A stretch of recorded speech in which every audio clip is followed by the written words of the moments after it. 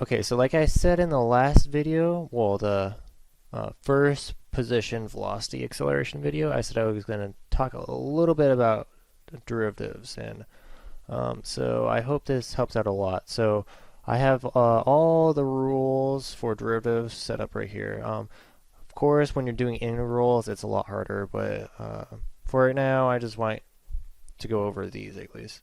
So for the product rule, if you have basically two functions that are being multiplied together and you want to get the derivative, so you're going to have your first function and then times by your second function.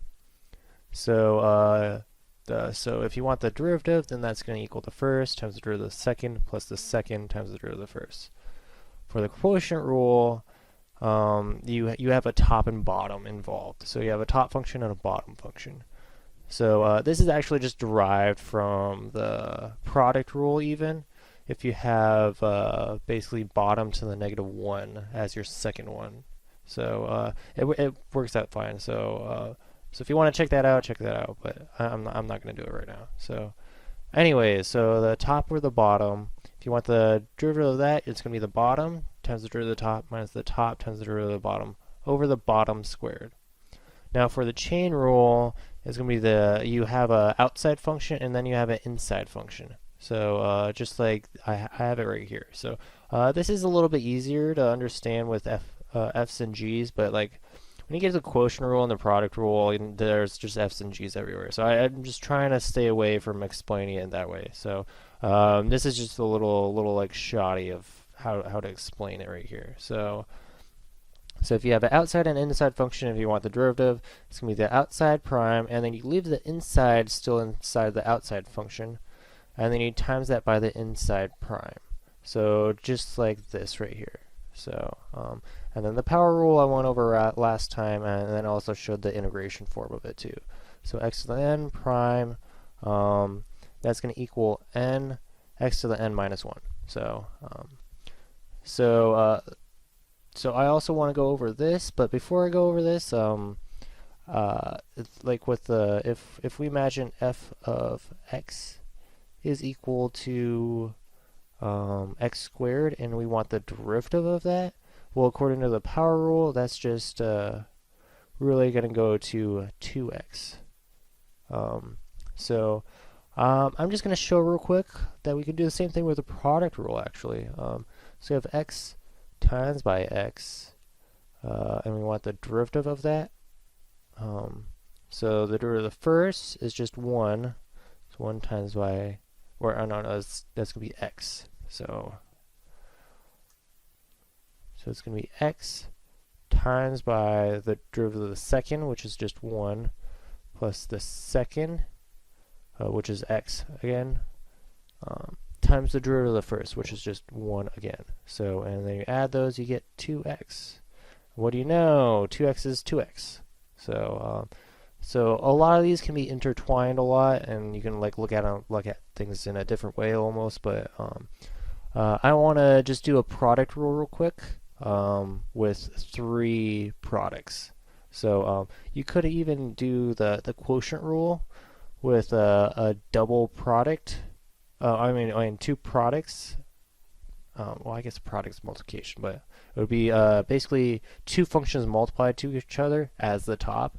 You would just have that right here, and then you would just do the product rule itself. So I'll show you the product rule with 3 products in the end. So it's a little long, but yeah. So h prime of x is then going to equal. So we're going to say this is the first to begin with, and then like this is the second.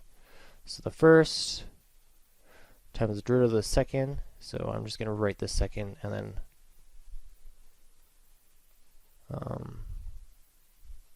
just put a prime here saying that we still need to take the derivative later.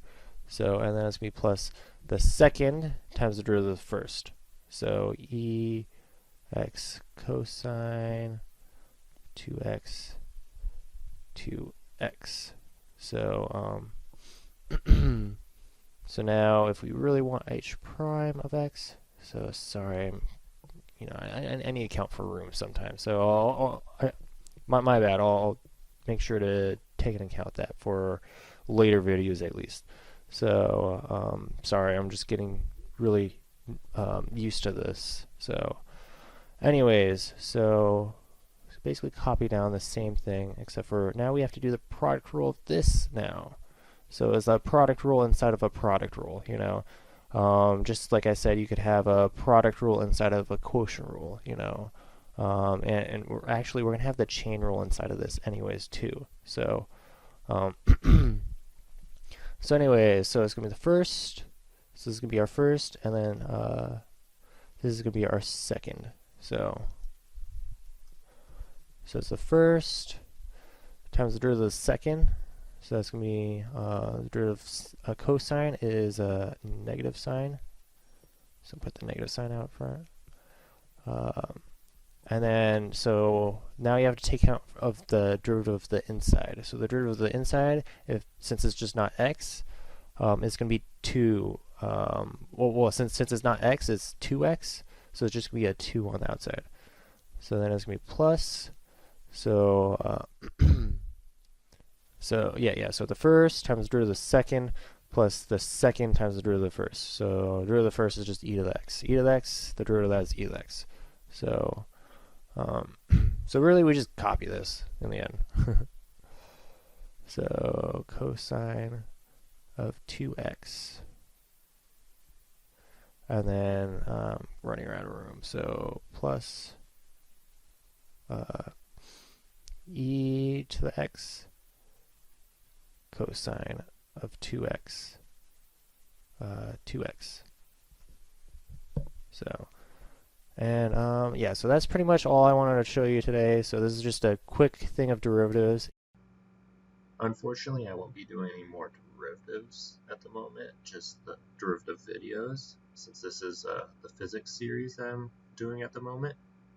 I do believe this video was very knowledgeable and all-encompassing.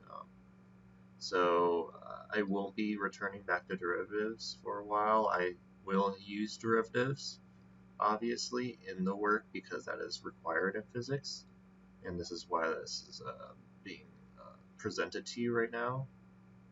But yeah, let me know in the comments if you want me to do more derivative videos, and I can maybe do some on the side. But yeah, just let me know, and yeah.